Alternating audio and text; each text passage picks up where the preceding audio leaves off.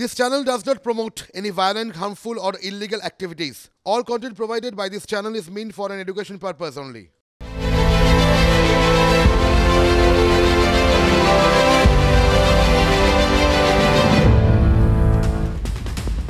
Special রিপোর্টে এখন পারিবারিক চালচিত্র। দেখুন, লোকসভা ভোট ঘাড়ের ওপর নিঃশ্বাস ফেলছে। সম্ভবত আর সপ্তাহখানেক ভোটের দিন আমরা জেনে যাব, জানিয়ে দেবে নির্বাচন কমিশন। বিজেপি এর মধ্যেই প্রথম দফার প্রার্থী তালিকা ঘোষণা করে দিয়েছে। প্রধানমন্ত্রী, মুখ্যমন্ত্রী বা মন্ত্রীর ব্যস্ত একের পর এক প্রকল্প উদ্বোধন আর শিলান্যাসে। ভোটের দিন ঘোষণা হয়ে গেলে তো আর সেসব করা যাবে না। কাজগুলো এতদিন কেন করা যায়নি সে প্রশ্ন তুলবেন না প্লিজ। ভোট মানে তো কথার লড়াই। এই যেমন আজ মুখ্যমন্ত্রী দাবি করলেন ক্ষমা চাইতে হবে প্রধানমন্ত্রীকে। আগে আমাদের মাননীয় প্রধানমন্ত্রীজি বলে গেলেন তিনি নাকি 47,000 কোটি টাকা বেঙ্গলকে দিয়েছেন। বলেছে টাকা খেয়ে নিয়েছে, বাড়ি হয়নি। 43 লাখ বাড়ি হয়েছে। জবাব দিন, হয় সত্যি কথা স্বীকার করুন, আর তা নালে বলুন মিথ্যা বলেছি, জনগণের কাছে ক্ষমা চান।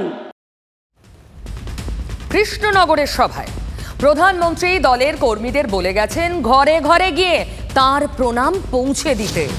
কালীঘাটে মুখ্যমন্ত্রীর ঘরেও কেউ পৌঁছবেন কে জানে।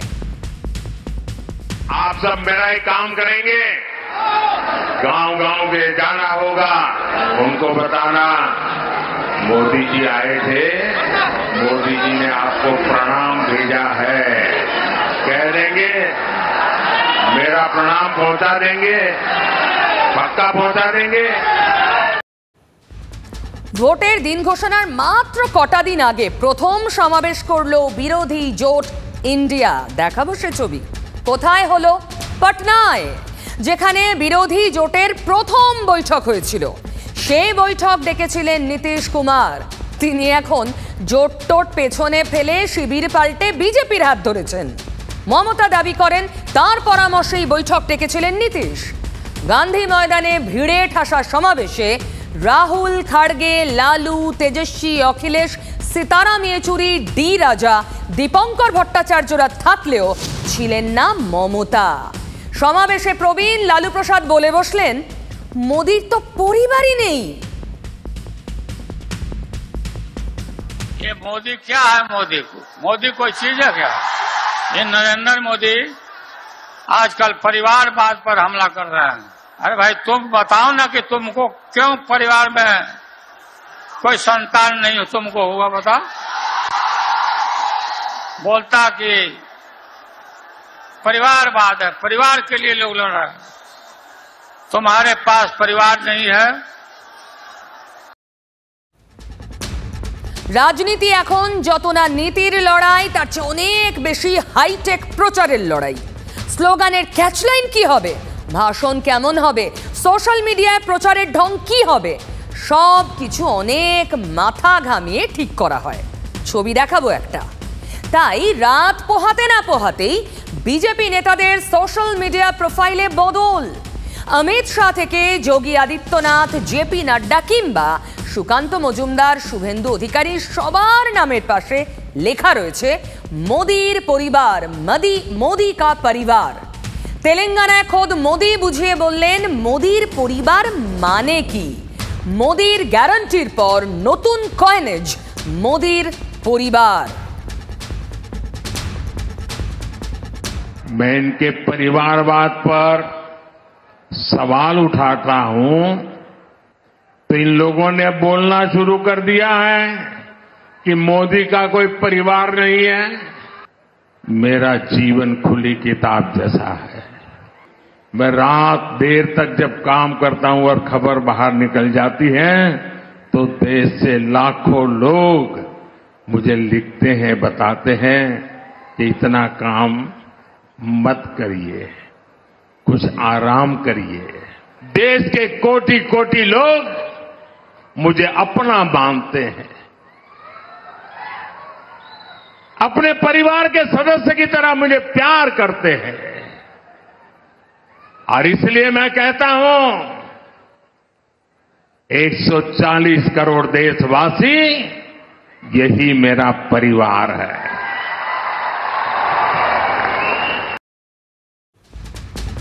একদম শুরুতে দেখিয়েছি তৃণমূল পরিবার ভাঙছে, আবার এখন মোদির পরিবার বাড়ছে। ইঙ্গিত তো তাই।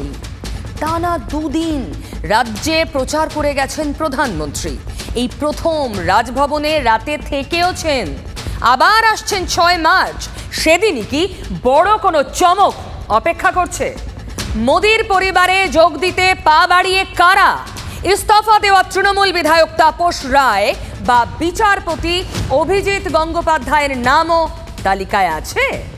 মোদির পরিবারে যোগ দিতে সেকেন্ড, মিনিট, ঘন্টা গুনছেন কারা? যোগদান মেলা তো এখনো শুরু হয়নি, আর আমরা যোগদান মেলার মতো কিছু করবো না। আমরা বেছে বুঝে যারা সমাজের বিশিষ্টজন বা অন্য পার্টি থেকে যারা আসতে চাইবে, তাদের স্বচ্ছ ভাবমূর্তি, তাদেরকে আমরা ভারতীয় জনতা পার্টিতে নেব। রাজনীতিকে বলা হয় politics the game of possibilities. সব ধরনের পসিবিলিটিসই থাকতে পারে, অসুবিধা কিছু নেই।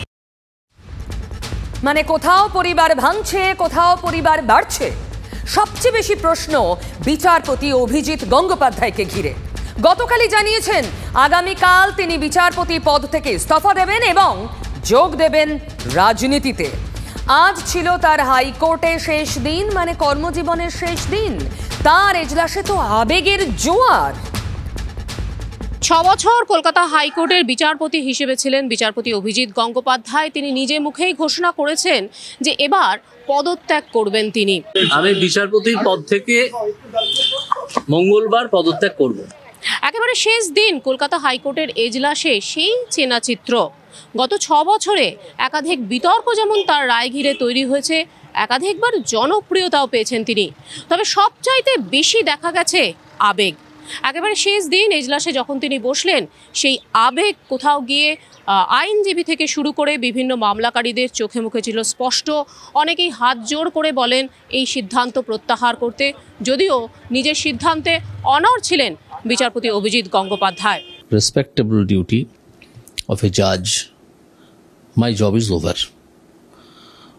This is the call of my conscience that now I should go to the larger people, larger area. I have thought that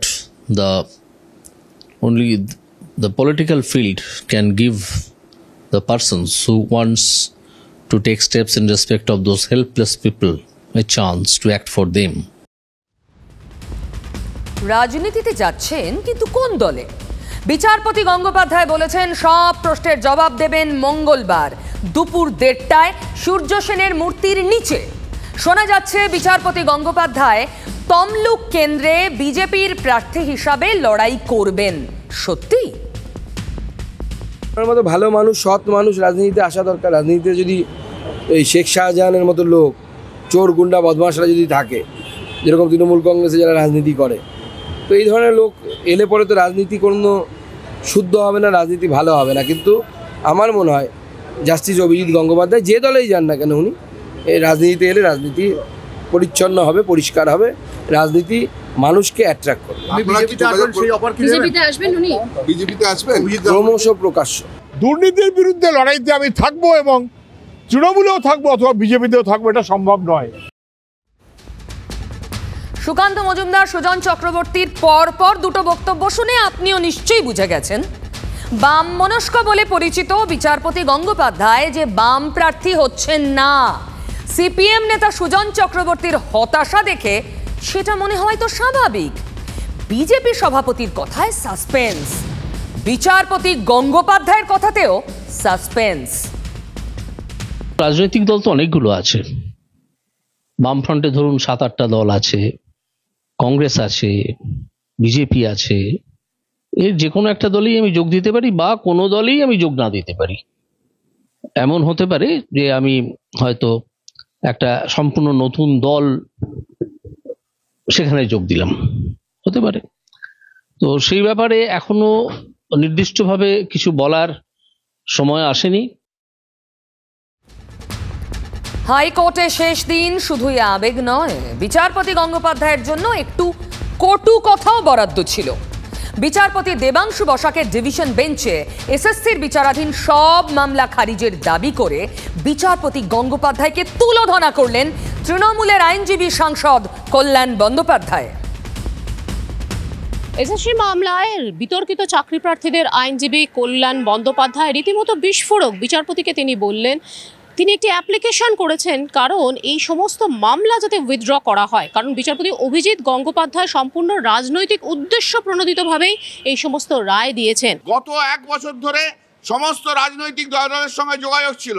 বামের উকিলরা ভাবতো বামে আছে, একদিন ধরে বামকে নিয়ে খেলেছে, এবার বাম থেকে চলে গেছে ডানে, এবার ডানে গিয়ে দাঁড়াবে।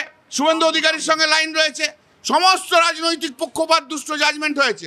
85% judgment and order supreme court set aside করেছে। তার আরও বক্তব্য, কোথাও গিয়ে তিনি ষড়যন্ত্র করেছেন এবং তার সমস্ত মামলা আদতে নির্দিষ্ট লক্ষ্যের জন্যই হয়েছে। অভিজিৎ গঙ্গোপাধ্যায় বিচার ব্যবস্থাকে নষ্ট করার মতো মানুষ আজ ভারতবর্ষে একটাও তৈরি হয়নি।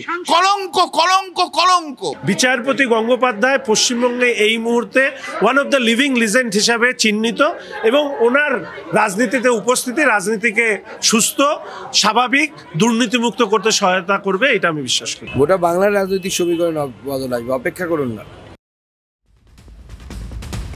দেখুন, এই বক্তব্য থেকে আপনি বুঝে গেছেন কোন দিকে পাল্লা ভারী বিচারপতি গঙ্গোপাধ্যায়ের রাজনৈতিক দলে যোগদানের। আর তৃণমূল নেতাদের মধ্যে কল্যাণ ব্যানার্জি তো প্রথম বিচারপতি গঙ্গোপাধ্যায়ের সমালোচনা শুরু করেছিলেন।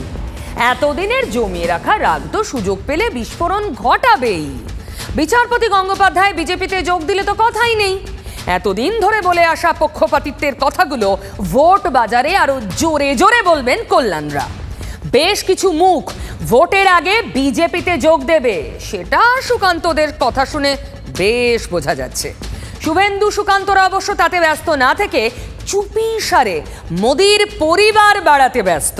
ঘুরছেন ধর্নার এথান থেকে অন্য থানে, পরিবার বাড়ছে। আপনারা আমি ভোটের কথা এখানে বলবো না, আমি একটা কথা বলবো, এই সরকারটাকে আপনারা তাড়ান, এই সরকারটাকে আপনারা তাড়ান। মহার্ঘ ভাতার দাবিতে রাজ্য জুড়ে সরকারি কর্মচারী সংগঠনের সংগ্রামী যৌথ মঞ্চ।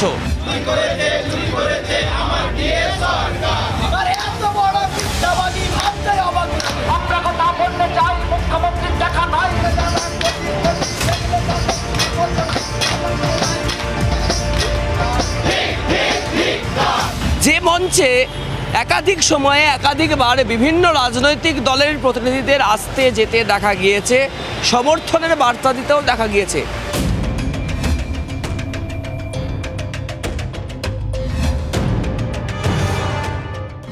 দেউলিয়া বিজেপি নেতারা, সিপিএম নেতারা, কংগ্রেস নেতারা গিয়ে বক্তৃতা করেন, আর যারা দিল্লিতে গেলে বাংলার পাওনার কথা বলেন না, হিন্দু মহাসভার হলে থাকেন। এই হচ্ছে যৌথ মঞ্চ। তবে এবার আইসিডিএস অর্থাৎ অঙ্গনওয়াড়ি কর্মী এবং সহায়িকা যারা রয়েছেন তাদের যে রাজ্য কনভেনশন, সেই কনভেনশনে দেখা গেল বিজেপি নেতৃত্বকে। ছিলেন বিরোধী দলনেতা শুভেন্দু অধিকারী এবং বিধায়ক শঙ্কর ঘোষ। গত 10 তারিখে বিধানসভায় বাজেটের উপরে জবাবি ভাষণ ছিল আমার। আমি বলেছি আমার আশা এবং আইসিডিএস এর জন্য কেন আপনি 1 টাকাও বরাদ্দ করলেন না, আপনাকে জবাব দিতে হবে মমতা ব্যানার্জি। আমরা অনেকবারই মাননীয় মন্ত্রী কর্মযোগী স্মৃতি ইরানি মহোদয়াকে আপনাদের যন্ত্রণার কথা বলেছি। তাহলে কি ভোটের আগে এই সমস্ত ভোট ব্যাংক এবং যারা রাজ্য সরকারের কর্মচারী রয়েছেন, যারা সরকারের বিরুদ্ধে আন্দোলন করছেন, তাদেরকে এক ছাতার তলায় আনতে চাইছে পদ্ম শিবির? তবে প্রকাশ্য মঞ্চ থেকে কিন্তু শুভেন্দু অধিকারী সেই দাবি মানতে নারাজ। এই সংগঠনের ব্যানারে লড়াই করুন। আমরা ভারতীয় জনতা পার্টি বিরোধী দলনেতা, আমরা কোনোদিন আপনাদের কাছে ভোটের কথা বলবো না, অন্য মঞ্চে বলবো, কিন্তু আপনাদের লড়াইতে আমরা ছিলাম, আছি, ভবিষ্যতেও থাকবো। আমি কথা দিয়ে যাচ্ছি আপনাদের, আপনারা আমি ভোটের কথা এখানে বলবো না, আমি একটা কথা বলবো, এই সরকারটাকে আপনারা তাড়ান, এই সরকারটাকে আপনারা তাড়ান। এই চোরেদের বিরুদ্ধে আমাদের লড়াই চলছে, চলবে। নেতারা ওরকম বলেন, বলতে হয়। সব সময় মনের কথা মুখে আনা যায়? রবিবারও ডিএর মঞ্চে ঢু মারেন বিজেপির রাজ্য সভাপতি। তারপর উচ্চ প্রাথমিকের চাকরি প্রার্থীদের মঞ্চে। শূন্যপদে নিয়োগ নেই, গোটা দেশের মধ্যে হাইয়েস্ট 6 লক্ষ ভ্যাকান্সি এই রাজ্যে। সুকান্তর পর যৌথ সংগ্রামী মঞ্চের সভায় হাজির শুভেন্দুও। পরিশেষে আরেকবার no vote to, no vote to, no vote to. সবাই ভালো থাকবেন। সমর্থনের ভার বাড়াতে কোনো থানি বাকি রাখছেন না শুভেন্দু সুকান্তরা। সে চেষ্টা তো সব বিরোধী দলই করছে, তবে সবাইকে পিছনে ফেলে বিজেপি যে সেই টক্করে 1 নম্বরে রবি আর সোমবার সেটাই দেখিয়ে দিল। সংগ্রামী যৌথ মঞ্চের অনুষ্ঠানে ডাক পেলেন শুধুই বিজেপি নেতারা। দেখুন, মোদির পরিবারের কলেবর বাড়াতে সন্দেশখালীকেও ইনক্লুড করতে চাইছেন এ রাজ্যের নেতারা। তাই 6 তারিখ মোদির মঞ্চে সন্দেশখালীর নির্যাতিতাদের উপস্থিতির চিন্তাভাবনা ছকে ফেলেছেন। কিন্তু বাদ সাধছে নাকি রাজ্যের শাসক, এটাই অভিযোগ। সেসব কথা পরে আসবো, তবে সন্দেশখালীর বাঘ কার হেফাজতে থাকবে, কি বলছে কোর্ট, সেই সিদ্ধান্ত স্থগিত থাকলো আজ। তদন্তে স্থগিতাদেশ থাকা সত্ত্বেও কিভাবে পুলিশ শেখ শাহজাহানকে হেফাজতে নিল, কেন সন্দেশখালীর শাসক নেতাকে জেল হেফাজতে পাঠানো হলো না, সেই প্রশ্ন আজ আদালতে তুললেন খোদ প্রধান বিচারপতি। সন্দেশখালী কাণ্ডে অন্তর্বর্তী স্থগিতাদেশের কথা সোমবার ফের বললেন প্রধান বিচারপতি। তবে এই স্থগিতাদেশ নিয়ে যে বিভ্রান্তি তৈরি হয়েছিল তা মাথায় রেখেই প্রধান বিচারপতি আলাদা করে উল্লেখ করেন, শেখ শাহজাহানকে গ্রেফতারের ক্ষেত্রে কোনো বাধা ছিল না।